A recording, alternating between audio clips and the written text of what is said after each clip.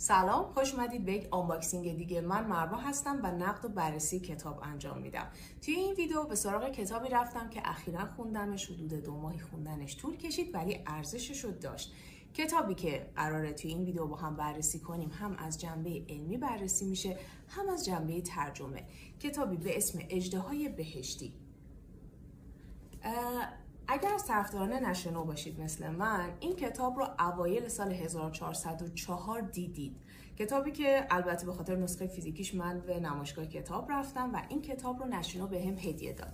نسخه الکترونیکش رو توی تاقچه خونده بودم و برام جالب بود که سومین کتاب کارل سیگن در همین سالها دوباره منتشر شده. 2 تا کتاب قبلیش که قبلا هم توی ایران منتشر نشده بود، یکی نقطه آبی کمرنگ بود که عکسش رو دارید میبینید و اسم انگلیسیش هست The Pale Blue Dot و کتاب دوم هستش The Demon Haunted World که با نام جهانی که میبینم هر دو از توی نشر مازیار منتشر شده.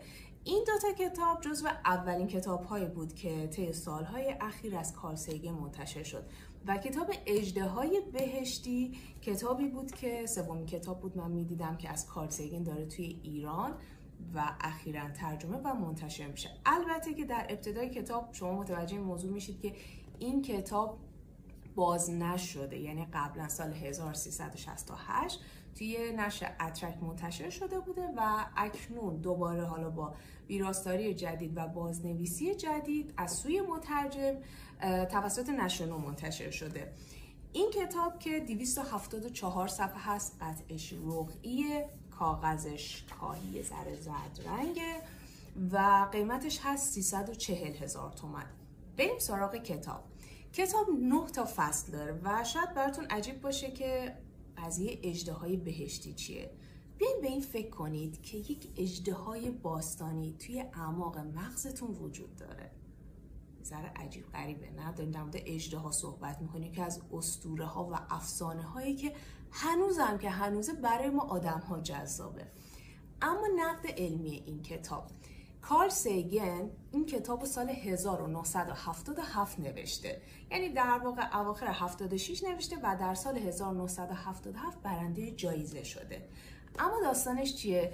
میاد کارل سیگن رو نمیدونم میشناسید یا نه، ولی من توضیح مختصری میدم. این آدم یکی از مروجان علم واقعی بوده. علم واقعی یعنی چی؟ یعنی میومده خرافات و شبه علم رو نقد میکرده و تلاش میکرده که علم رو به زبان ساده برای مردم عادی توضیح بده. خودش اخترشناس بوده و جالبه بهتون بگم که اون نقطه آبی کمرنگی که به زمین میگن در واقع اولین بار اصطلاحش رو خود کارل سیگن گفته. برای همینم اون کتابی که نوشته شده The Pale Blue Dot یا همون نقطه آبی کمرنگ.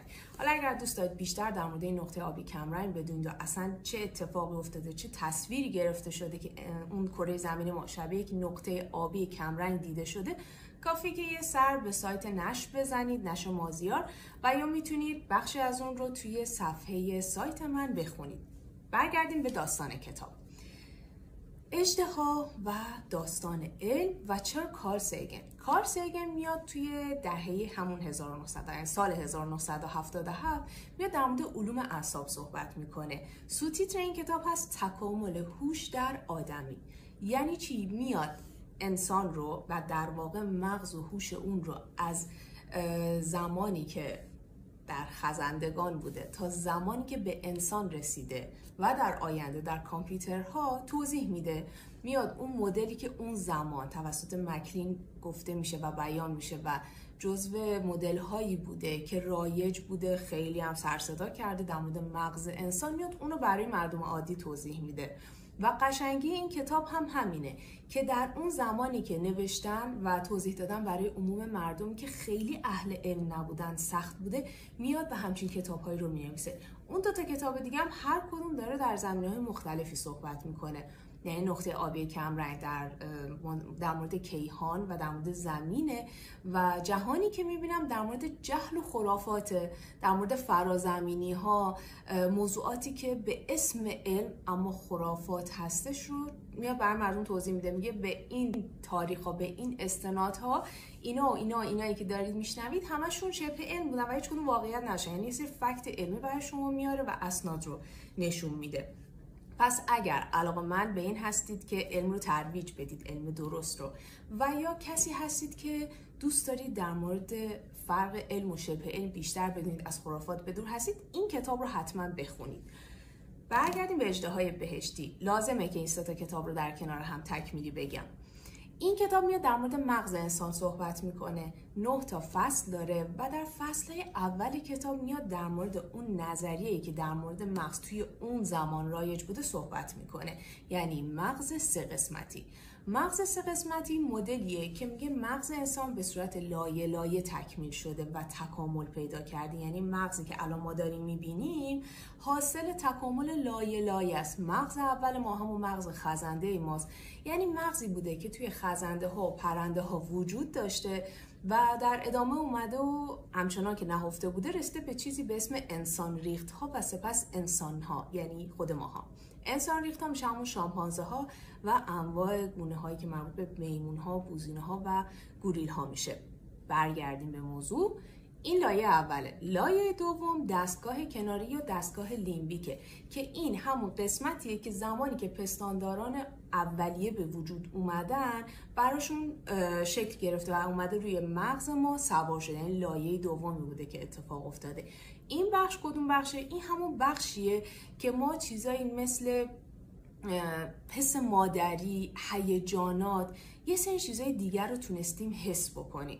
و قسمت سوم که مغز جدید ما هستش و داره کارل سیگن اسمشو میذاره نئوکورتکس ما، جاییه که فقط مخصوص انسانه، همون قشر خاکستری، و انسان تونسته چیزی به اسم منطق، استدلال و ابزارهای تعقل رو پیدا بکنه و چیزی شده که شده انسانی که مجزا از دیگرگونه هاست و زبان گفتار داره. میاد در بخش‌های مختلف این موضوع رو توضیح میده، یعنی تا اواسط کتاب شما درگیر این موضوع هستید که بفهمید اون دستگاه کناری چه، دستگاه خزنده چی و نئوکورتکس ما داره چی کار میکنه. که این موضوع رو هم بگم بهتون، کارل سیگن توی این کتاب میاد ابتدا از اون تقویم کیهانی معروفش استفاده میکنه. تقویم کیهانی همون تقویمیه که اگر سری کاسمس که با اجرای نیل دگراس تایسن داره انجام میشه، که 2 تا کاسمس هم اومد اگه اشتباه نکنم، که خیلی قشنگه. اگر که این مستند انیمیشنی رو ندیدید حتما ببینید. روی پلتفرم‌های ایرانی هم هستش، نم‌آوا داره مطمئنم، و احتمالا فیلم و بقیه پلتفرم ها هم دارن. میاد توضیح میده، میگه اگر که تکامل رو و بیگ بنگ رو، همه اینا خب بخوایم تحت عنوان یک تقویم کیهانی در نظر بگیریم چطوری اتفاق میفته، و میگه که زمانی که انسان به هوش میرسه دقیقا ثانیه های آخریه که داری وارد سال جدید میدیم، یعنی 1 سال تقویم کیهانیمون به اتمام رسیده. Things were not anything so complex as a one-celled organism, which already is a highly sophisticated form of life. No, the first stirrings of life were much more humble and happened on the molecular level. In those early و در نهایت کتاب داره طبق این سیر پیش میره. حالا برسیم سراغ فصل 5. یعنی تا فصل 4 داره در مورد این 3 تا موضوع صحبت میکنه که مغز چیه، چه اتفاقی افتاده و ربطش به اژدها چیه. چیزی که کارل سیگن تلاش کرده توی این کتاب به شما توضیح بده ارتباطش با اسطوره هاست. میگه اسطوره‌ای مثل اژدها، مار، چیزهایی که انسان بای دیفالت ازش میترسه، یعنی به صورت غریزی شما از اینا وحشت میکنید. تاریکی، خیلی اتفاقای دیگه، اینا همه مربوط میشه به همون مغز خزنده شما. یعنی در ابتدای شکلگیری گونه های زنده روی زمین شما همیشه از یک سری چیزها وحشت داشتید و اژدها همون قسمتی که توی بخش اول ما خیلی بیشتر داره خودشو نشون میده.